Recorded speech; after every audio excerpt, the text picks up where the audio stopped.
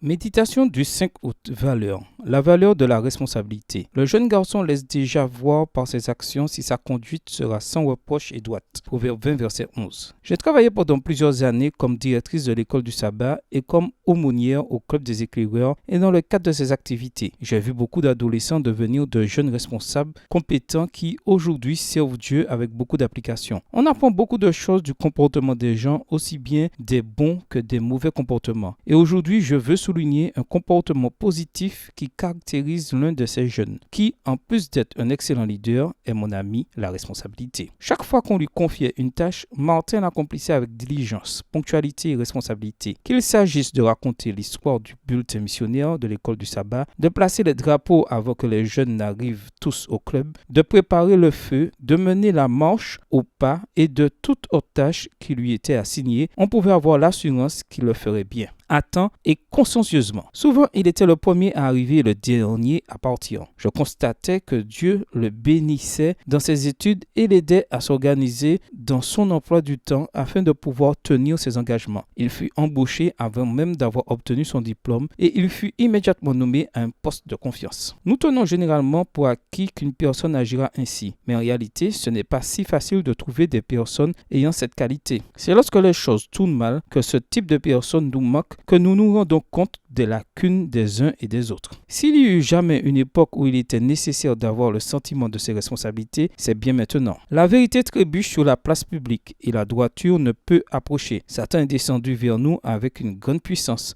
recourant à toutes les séductions pour consommer la perte de ceux qui s'égarent. Tout ce qui peut être ébranlé sera ébranlé. Seuls subsisteront les choses qui ne peuvent l'être. Le Seigneur vient bientôt et nous entrons dans l'ère des calamités. Des suppôts de Satan, bien qu'invisibles, s'efforcent de détruire des existences humaines. Mais si nos vies sont cachées avec le Christ en Dieu, nous verrons sa grâce et son salut. Extrait du livre Témoignage pour l'Église, volume 3, chapitre 57, pages 373 et 374. La responsabilité est une qualité qui devrait nous caractériser dans tous les domaines de la vie. Il est essentiel que nous la développions alors que nous avons une mission à accomplir et des vérités essentielles à partager avec le monde entier. Puissions-nous être connus pour nos bonnes actions, être dignes de confiance et agir en tant qu'enfants de Dieu conscients de leurs responsabilités. Bonne journée à toi et que le Seigneur te bénisse.